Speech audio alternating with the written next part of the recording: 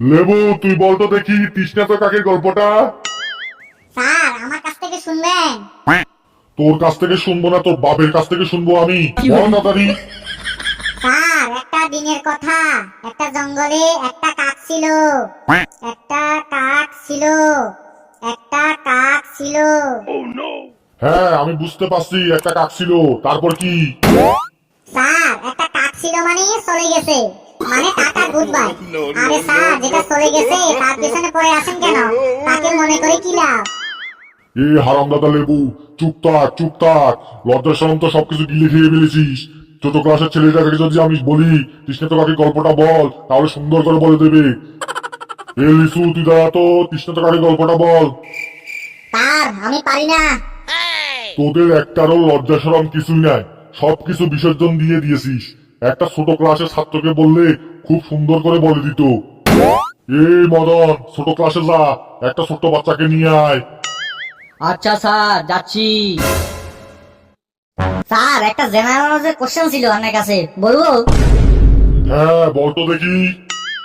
Sir আপনি কতটুকু পড়ছেন? আমি কতটুকু পড়ছি সেটা জেনে তুই কি করবি রে পচা? তুই শুধু নিজে পড়া দেখ। স্যার যদি কালকে কেউ আমাকে প্রশ্ন করে তোমার স্যার কতটুকু পড়েছে, তাহলে আমি তাদেরকে বল দিতাম আর কি। আচ্ছা, আমি বিয়ে করেছি। হ্যাঁ এটা আবার কি? বিয়ে? বিয়ে করেছেন আপনি? উরি বাবা, খুব ভালো। বিয়ে? চুপ হয়ে যা সবাই। বিয়ে মানে একটা ডিগ্রির নাম, জানোয়ার একটা। কি স্যার, জানুয়ারির ডিগ্রি? জানুয়ারি ডিগ্রি? তাইলে আমাদের কেন পড়াইতে আইছেন? জানুয়ারকে গিয়ে পড়ান না। স্যার ভিতরে আসতে পারি? আয় বাবা মদন, আয়। বাবা এদিকে আসো, আর এদেরকে তৃষ্ণার্ত কাকের গল্পটা শুনিয়ে দাও তো। আচ্ছা স্যার। একটা জঙ্গলে একটা তৃষ্ণার্ত কাক ছিল। অনেক পানির পিপাসা পেয়েছিল। একটা পাত্রের নিচে একটু জল ছিল, কিন্তু কাকের ঠোঁট ওই জল পর্যন্ত পৌঁছাচ্ছিল না। তখন কাকটা বুদ্ধি করে অনেকগুলো পাথরের টুকরাকে ওই পাত্রের ভিতরে ফেললো। তখন ওই পাত্রের জল উপরে উঠে এলো। কাকটা ওই জল খেয়ে তৃষ্ণা মিটালো। স্যার আমি এখন যাই। আচ্ছা যাও বাবা, যাও যাও। দেখ একেই বলে পড়াশোনা। তোদের এটা দেখে লজ্জা লাগা দরকার। আর লজ্জা যদি না আসে তাহলে এক গ্লাস জলে ডুবে মর। স্যার এক গ্লাস জলের ভিতরে কিভাবে ডুবে মরবো? গ্লাস থেকে তো আমার দেওয়াটা অনেক বড়। চুপ আরাম দাদা চুপ। পড়া পারিস না, আবার বড় বড় কথা বলিস। এই পটল, তুই আমাকে শিক্ষকের উপরে একটা রচনা শোনা। আমাদের স্কুলে অনেক শিক্ষক আছে। ওই সব শিক্ষকের থেকে সব থেকে প্রিয় হচ্ছে আমাদের পাঠা sir. Very good very good, অনেক ভালো। এই লাইনটা আবার বলতো। স্যার ওই সব শিক্ষকের থেকে সব থেকে প্রিয় শিক্ষক আমাদের মোটু স্যার। এই বেদব, চুপ থাক চুপ থাক পটল। তুই আমাকে মোটু বলিস কেন, হ্যাঁ? তাহলে তোরা আমার পিছনে পিছনে আমাকে মোটু স্যার বলিস, তাই না?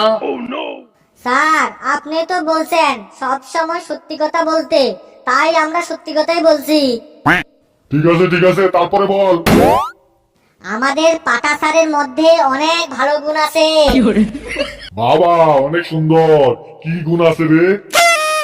আমাদের পাটা স্যার 2 মাস না স্নান করে 50 লিটার জল সঞ্চয় করেছেন। চুপ আরাম দাদা, দাঁড়িয়ে থাক।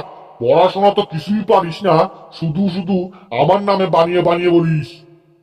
এ পচা, তুই দাঁড়া তো, শিক্ষকের উপর রচনা বল। আচ্ছা স্যার, শিক্ষকের উপর আলোচনা শুনবেন তাই তো? বলছি। স্যার শিক্ষক একজন পছন্দ ভয়ানক প্রাণী। এই পানিটা সব থেকে প্রিয় শিকার হলো আমাদের মতো নিরহ ছাত্ররা।